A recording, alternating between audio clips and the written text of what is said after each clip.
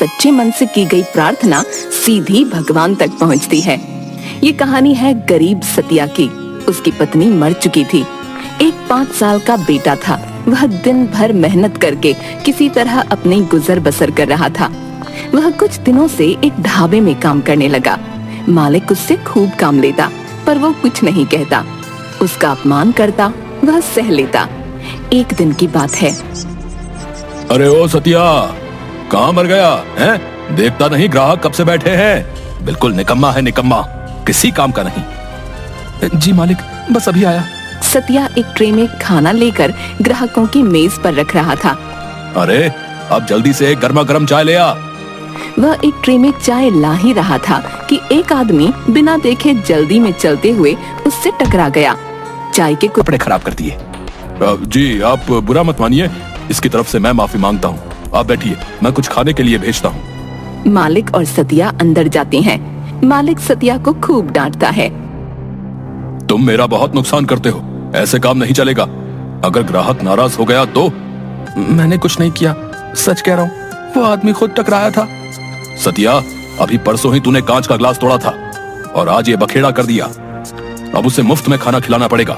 उसके पैसे कौन देगा? ऐसा कर, तू घर पर रहकर आराम कर। कल से काम पर आने की कोई जरूरत नहीं है। तेरा हिसाब कर ले।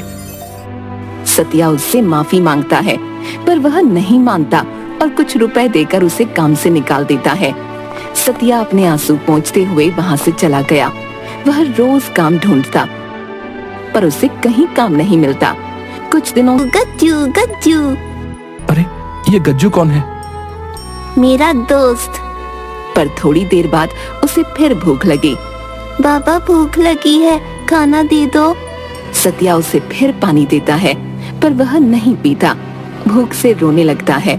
रोते हुए वह केवल खाना खाना बोलता है। सतिया उसे देखकर खुद रोने लगता है। मैं कैसा पिता हूँ, अपने बेटे को 2 वक्त का खाना भी नहीं दे सकता। मैं तो भूख सह लूंगा, पर ये नन्ही सी जान कैसे सहेगी? बेटे ने रोते हुए अपना हाथी जोर से दूर फेंक दिया। तभी धरती हिलने लगी और उस खिलौने में से एक व्यक्ति निकला। सतिया उसे देखकर घबरा गया, पर उसका बेटा हंसने लगा। गज्जू गज्जू गज्जू।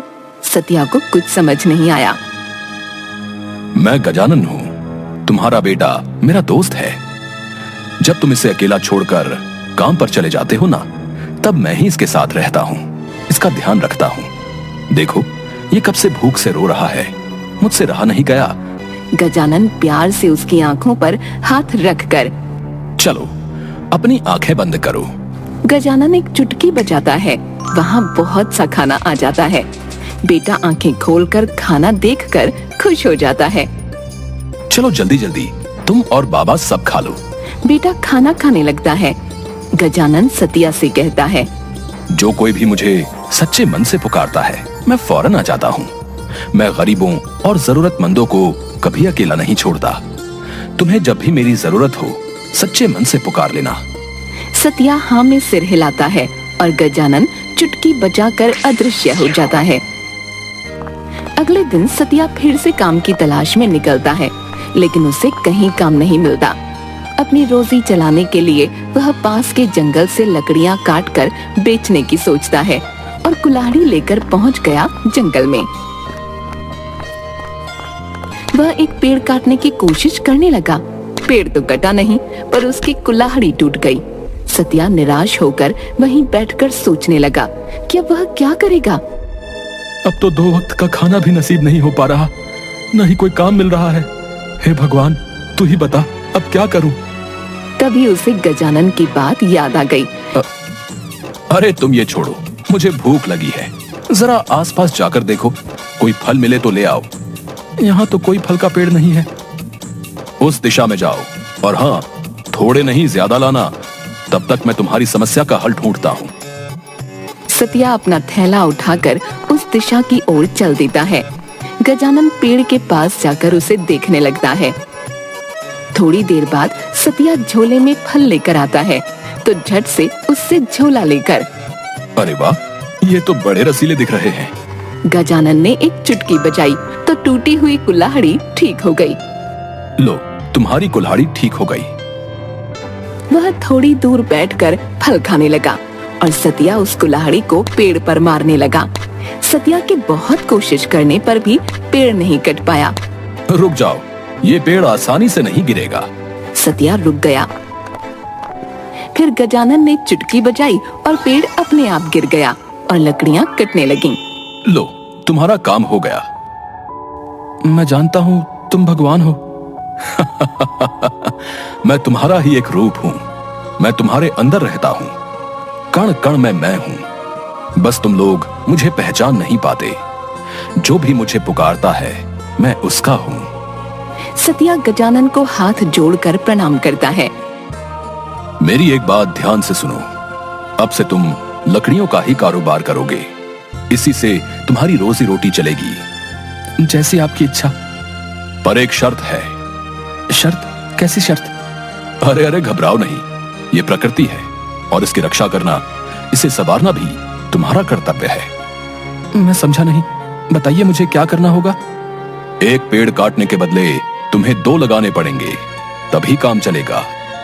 जो ये बात कभी भूले तो तुम्हारा कारोबार नहीं चल पाएगा।